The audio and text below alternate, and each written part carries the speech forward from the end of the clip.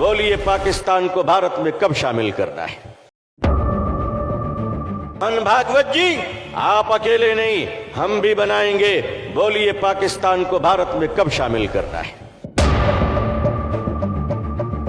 चाहते हैं कि लाहौर और कराची भारत का हिस्सा बन जाए ताकि कोलकाता से ऑटो लेकर रांची जा सके कराची। आप कहते हैं अखंड भारत, मुसलमान अखंड भारत के साथ है।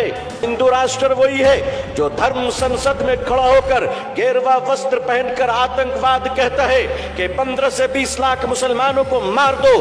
क्या हिंदू राष्ट्र वही है कि लखनऊ का एक योगाधारी बाबा कहता है मुसलमानों के घरों में उनकी औरतों की इज्जत लूट? लेकिन अगर आप राम राज बनाना चाहते हैं तो 15-20 साल क्यों, आइए हमारे साथ हाथ मिलाइए, 15-20 घंटे में भारत को राम राज बना देंगे। इस कोरोना वायरस में जहां लाखों हिंदुओं के चिता को उसके बच्चे हाथ नहीं लगा रहे थे, मुसलमानों ने उसका क्रियाक्रम किया है। दिल्ली के अंदर जहांगीरपुरी में ऑनरेबल सुप्रीम कोर्ट ने कहा बुलडोजर नहीं चला जाएगा, फिर भी चलाया जा रहा है। कहते हैं अजान क्यों हो रही है? अजान आज पहली बार हो रही है। अरे अजान है तो भारत जिंदा है। भाई हम तो कहते हैं कि अजान देने से शैतान भागता है ना? हम अजान देंगे जिसको भागना है भागो। अजान से प्रेम मोहब्बत करो। आप कहते हो हम हनुमान चालीसा पढ़ेंगे, आप दिन रात पढ़ो, हम आपका सम्मान करेंगे, जरूरत पड़ेगी तो आपको पानी भी पिलाएंगे। कान खोल कर सुन लो, अभी आरएसएस के संचालक जनाब डॉक्टर मोहन भागवत साहब ने कहा हम 15-20 सालों में भारत को अखंड भारत बनाएंगे।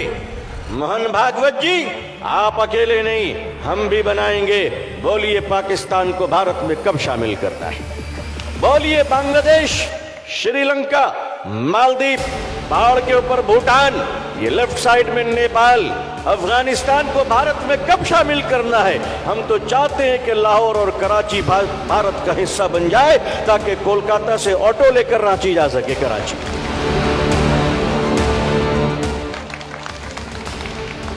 आप कहते हैं अखंड भारत, मुसलमान अखंड भारत के साथ है। आप कहते हैं हिंदू राष्ट्र। मैं आपसे परिष्कार और साफ लफ्जों में पूछना चाहता हूं, हिंदू राष्ट्र का मतलब क्या है आपको बताना चाहिए। क्या हिंदू राष्ट्र वही है जो धर्म संसद में खड़ा होकर गेरुआ वस्त्र पहनकर आतंकवाद कहता है कि 15 से 20 लाख मुसलमानों को मार दो? क्या हिंदू राष्ट्र वही है कि लखनऊ का एक योगाधारी बाबा कहता है मुसलमानों के घरों में उनकी औरतों की इज्जत लूट दो?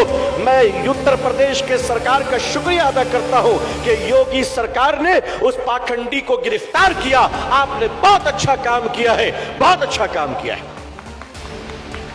लेकिन मोहन भागवत जी, अगर आपका हिंदू राष्ट्र मनुस्मृति को बुलाता है, अगर आपका हिंदू राष्ट्र बाबा साहब अंबेडकर के संविधान को नहीं मानता, अगर आपका हिंदू राष्ट्र भारत के वंचित बहुजन समाज, दलित समाज को अगर स्वीकार नहीं करता है, उन्हें सम्मान नहीं देता है, तो भारत का मुसलमान भी ऐसे हिंदू राष्ट्र को स्वीकार नहीं करता है। लेकिन अगर आप राम राज बनाना चाहते हैं तो 15-20 साल क्यों, आइए हमारे साथ हाथ मिलाइए, 15-20 घंटे में भारत को राम राज बना देंगे। राम राज का मतलब क्या हुआ? जहां एक कुत्ता भी भूखा न सोए, जहां किसी पर अत्याचार न हो, जहां किसी पर जुल्म न हो, जहां किसी की मॉब लिंचिंग न हो। राम राज का मतलब क्या है? जहां मिलावट न हो, जहां दवाओं के नाम पर नकली दवा न दी जाए।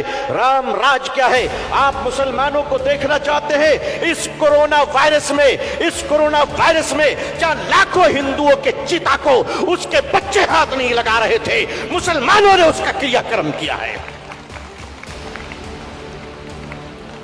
तुम्हारा अंतिम संस्कार हम करें,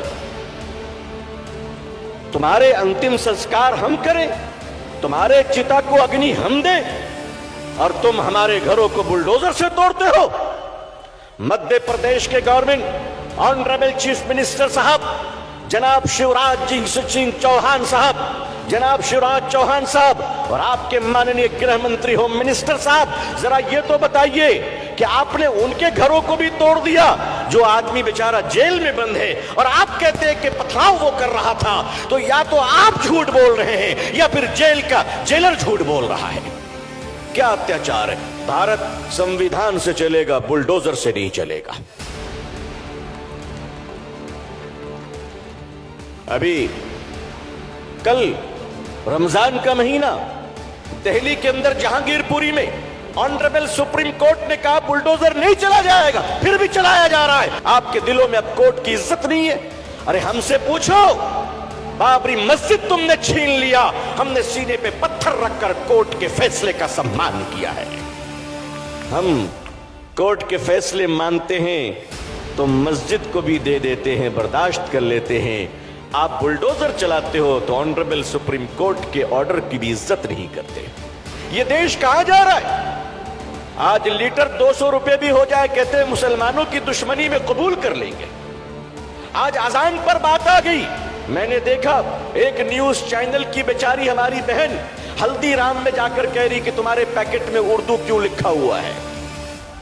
अच्छा, तो मेरी बहन, हल्दीराम की पैकेट में उर्दू लिखने से तुमको बहुत तकलीफ है, तो तुम्हारी कंपनी जो तुमको सैलरी देती है 2000 का नोट, उसमें भी तो उर्दू लिखा हुआ है।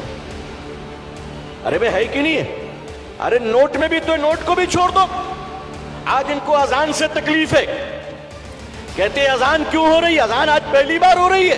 अरे अजान है तो भारत जिंदा है, भारत जिंदा है। और अजान से तकलीफ है तो आज भारत के कई करोड़ हमारे हिंदू भाई अरब के देश में रहते हैं, सुबह से शाम तक अजान सुनते हैं, उनको कोई तकलीफ नहीं होती है। वो अजान सुनते कि नहीं सुनते? वो अजान सुनते, मगर रियाल मिले तो अजान कबूल है, दिनार मिले तो अजान कबूल है, दिरहम मिले तो अजान कबूल है। भारत आते ही पता नहीं कान में अजान से तकलीफ क्यों होने लगती है। भाई, हम तो कहते हैं कि अजान देने से शैतान भागता है ना? हम अजान देंगे, जिसको भागना है भागो, जो इंसान होगा वो टिक जाएगा। भाई, अजान से प्रेम मोहब्बत करो। आप कहते हो हम हनुमान चालीसा पढ़ेंगे, आप दिन रात पढ़ो, हम आपका सम्मान करेंगे। जरूरत पड़ेगी तो आपको पानी भी पिलाएंगे। हमें आपसे कोई तकलीफ नहीं है, हमें कोई तकलीफ नहीं। आप हमारे चिड़ में पड़ते हो, एक काम करो, एक तरफ आप बैठ जाओ हनुमान चालीसा लेकर, मैं पूछता हूं तुम्हें पढ़ना आता है? जो पढ़ोगे, अरे हमें चैलेंज करो, हम तो छोटे छोटे बच्चों को लेकर आ जाएंगे जो पूरे दिन में कुरान पढ़ देगा। हमारे पास हाफिज कुरान है माशाअल्लाह। आपको पढ़ना आता है? अगर आपने पढ़ा होता तो इंसान बनते, भगवत गीता पढ़ा होता तो मानवता आती, अगर वेद पढ़ा होता तो मानवता आती। तुम धर्म ग्रंथ पढ़ते हो हमें डराने के लिए, तो सुन लो, हम अपने धर्म की भी रक्षा करेंगे और इस देश की भी रक्षा करेंगे और देश के हिंदू भाइयों से प्यार करते हैं, करते रहेंगे। अज़ीज़ाने मिल्लत, बड़ा रूहानी मौका है। अल्लाह के दरबार में आप सब बैठे हैं। अल्लाह से दुआ कीजिए कि अल्लाह हमारे देश की रक्षा करे, भारत में अमन और शांति अता फरमाए। मुसलमान भाई हिंदू भाइयों को मिलकर प्यार से, मोहब्बत के साथ गले मिलकर रहने की तौफीक दे। अल्लाह प्यार की बारिश बरसाए, बंगाल में अमन और शांति दे। अल्लाह पूरे देश में और पूरी दुनिया में अमन और शांति दे। मैं बेहद शुक्रगुजार हूँ भाई जनाब सैयद रूहुल अमीन साहब दामत बरकातुहुम का, कि उन्होंने मुझे मदऊ किया, इस लायक समझा। अल्लाह आपको जज़ाए खैर दे। अल्लाह पूरी दुनिया में हम सबको इस्लाम की इज्जत देखना नसीब फरमाए। अल्लाह अक़वाम आलम और अहले हिंदुस्तान के दिलों में इस्लाम के लिए और मुसलमानों के लिए जज्बे मोहब्बत व एहतराम पैदा फरमाए। अल्लाह इस भारत में अमन व शांति दे, पूरी दुनिया में अमन व शांति दे। भारत जिंदाबाद, बंगाल जिंदाबाद, इस्लाम जिंदाबाद, मुसलमान जिंदाबाद। जज़ाकुमुल्लाह। आखिर दावाना अल्हम्दुलिल्लाहि रब्बिल आलमीन। वस्सलामु अलैकुम व रहमतुल्लाहि व बरकातुहू।